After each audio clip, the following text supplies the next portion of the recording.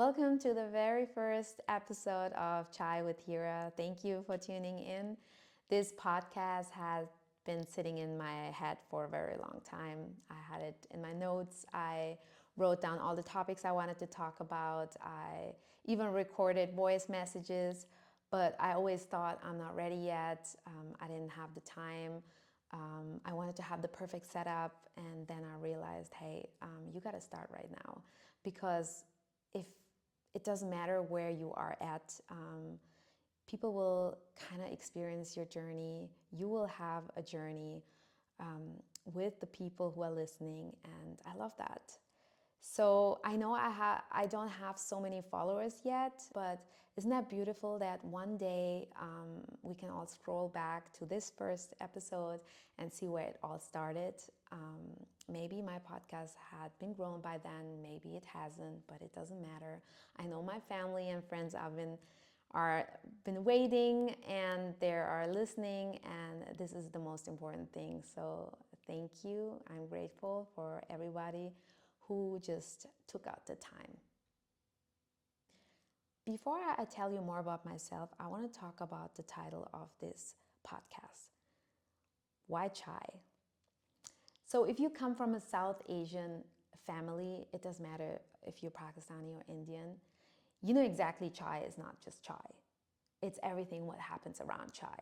It's like an invitation to a conversation. If somebody just quickly stopped by and you ask that person, hey, do you want to have a cup of chai? It's an invitation. Nobody's going to say no unless you're really in a hurry. But I had some of the best conversation over a cup of chai. You can talk about family, you can talk about business, you can talk about faith, you can talk about dreams, you can talk about your ideas, you can talk about conflict, you can talk about what you love. It's nothing to rush. Like, nobody rushes when you have these conversations over a cup of chai. Even the process of making chai is like a very slow process. You boil the water with the black tea, then you pour the milk in, then you boil it again, you add some spices, and then you pour it, and then you wait until it's like warm enough to drink it.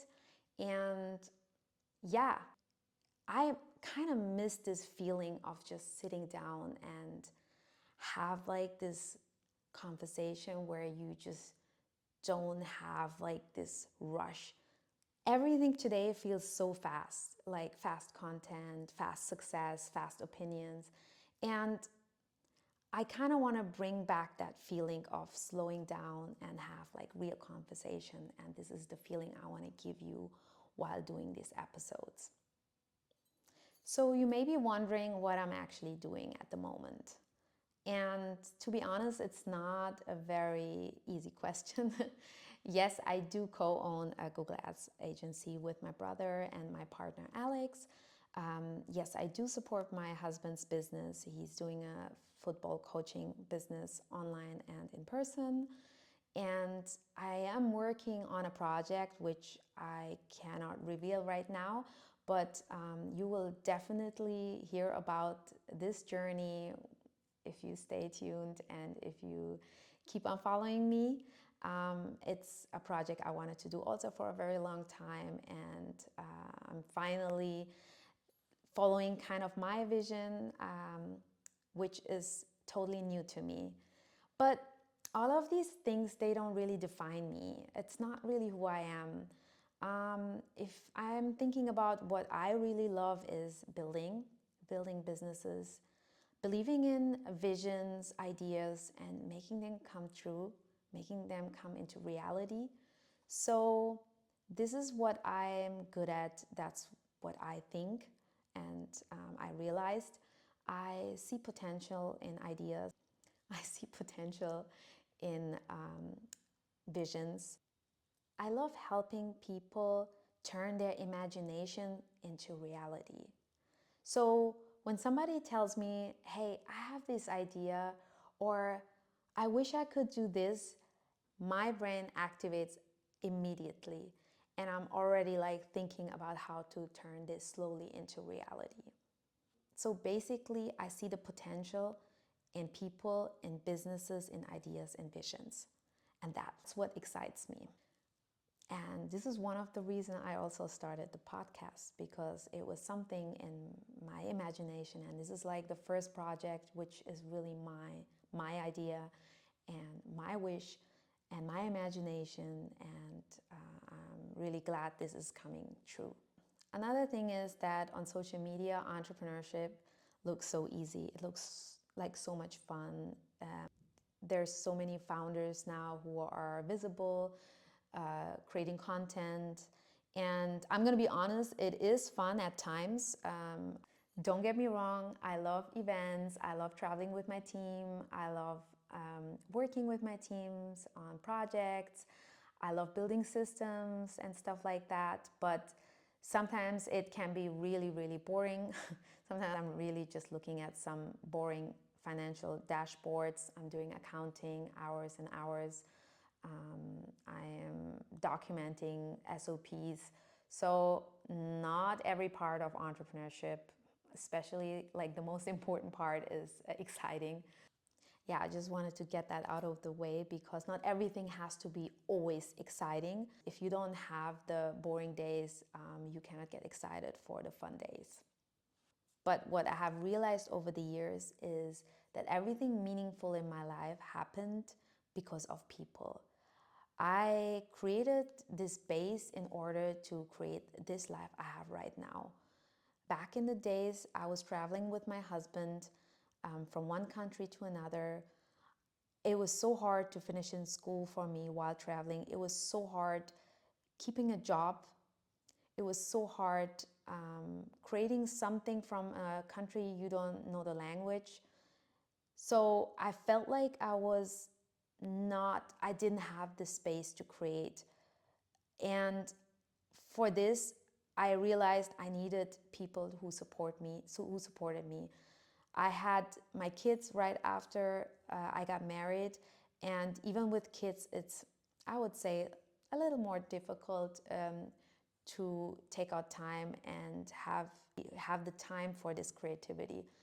And I realized that I really needed to go back to my parents, where I can get the support of my family. Everybody was living here who could watch the kids, so I could take the time out for all these things I have right now. For taking the time out and working on some project like the agency.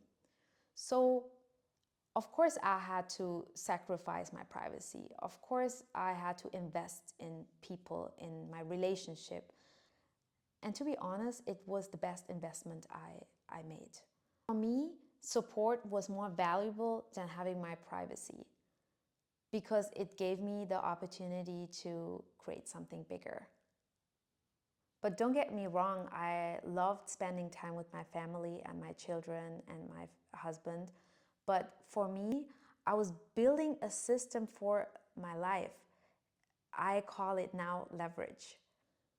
So I didn't realize that I unintentionally built an ecosystem. I was following my intuition and created something which was the stomping ground for my life right now. So for me, leverage is not only working less, it's more like creating space for the things that matter the most. And what I do from day to day, I mean, you guys know that I have two children, two little children, a whole family, siblings, family, friends. But I always wondered if it's possible to have it all.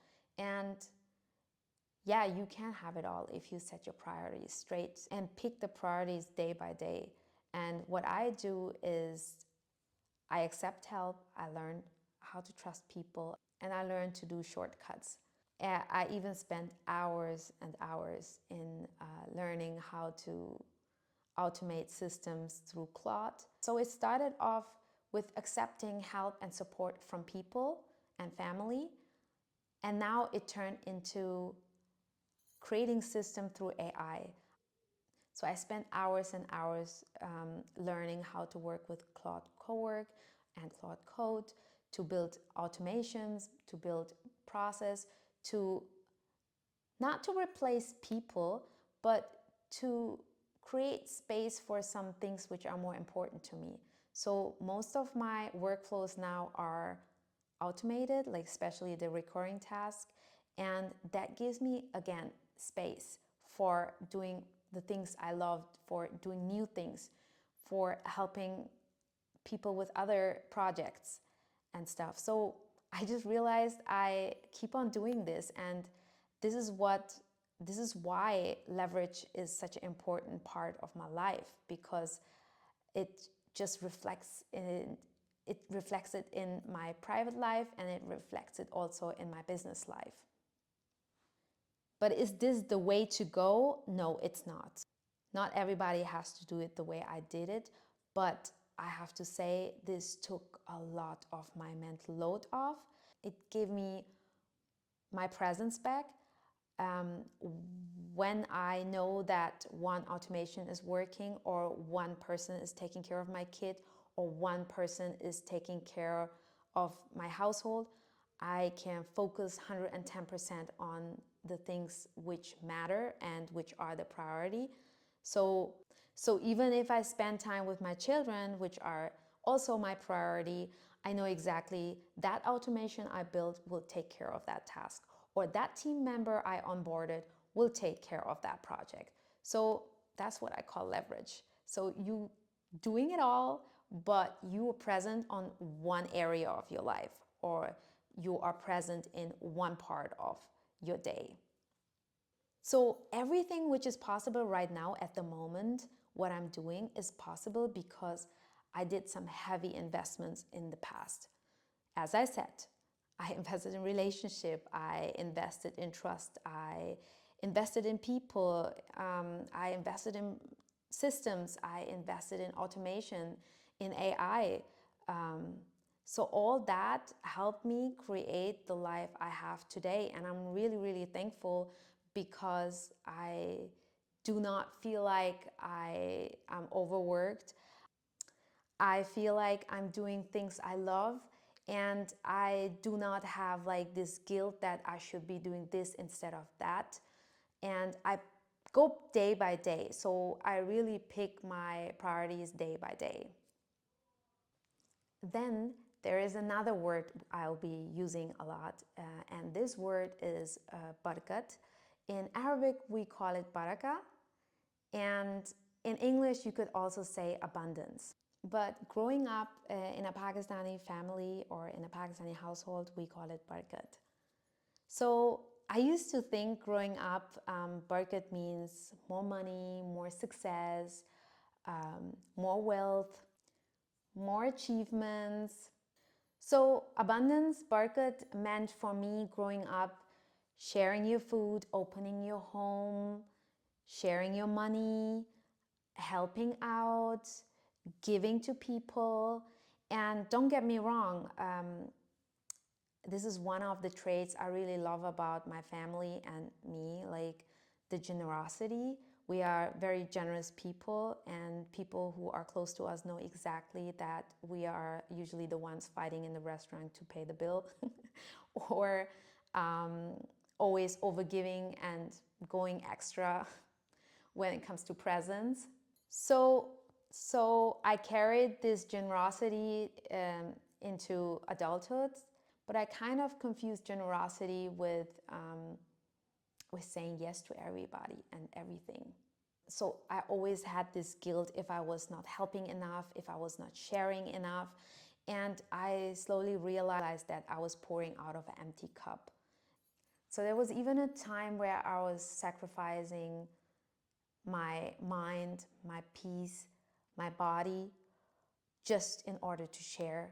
And it took me a couple of books, a couple of videos, and a lot of personal growth to understand that you cannot really pour out of an empty cup. And I had to fill my own cup in order to share whenever I'm in overflow. So yeah, that was a lesson I learned, and now I see abundance in spending time with my loved ones, being present, being grateful, having everything which is important to me.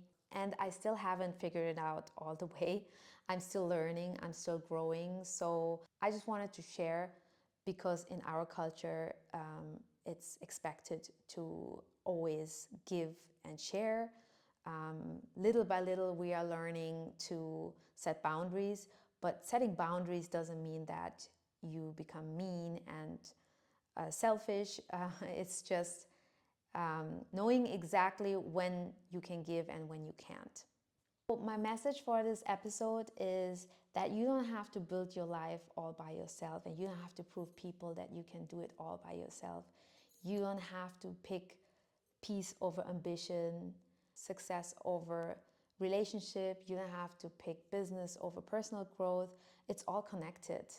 The better I became as a person, the better I became as a leader, the healthier my relationship became, the better my business became, the more intentional I became in my time, and the more abundance I experienced in my life. Not because I suddenly worked harder, but because I started building differently. So, wow, you made it this far. Thank you. This is exactly how I imagined this podcast to end.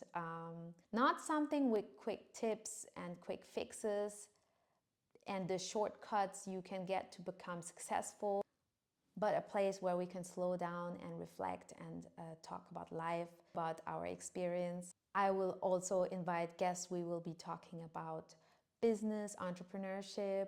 We will be talking about personal growth. We will be talking about cultures. We will be talking about identities, growing up in Europe. We will be talking about families and children. We will be talking about ideas and ambition, and of course, everything in between. So thank you for sharing chai with me today, and I'm really excited for our next conversation. I will keep you posted, and stay tuned. Take care. Bye bye.